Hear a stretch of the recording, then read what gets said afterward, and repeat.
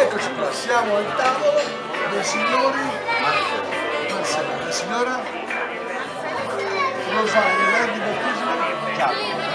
Giacomo e Rosaria. Venite da? Che paese? Marano, conosco molto bene, vicino a Milano, i bambini che giocavano alla signoria l'ho già vista io al bar. Maria e tu? Marco, hai portato le racchette alla pallina? Sì.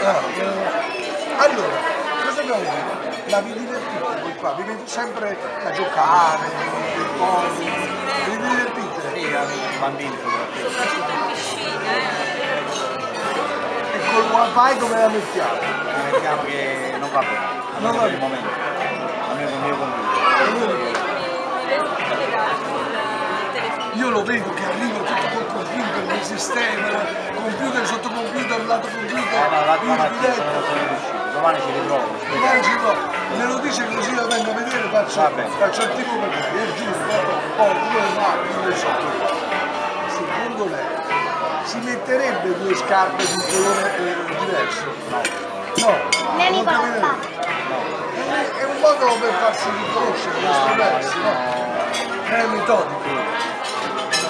Non vuole uscire. E poi con questi occhi azzurri, azzurro mare, pensavo che fosse un po', come posso dire, un malgioglio della situazione, no? Il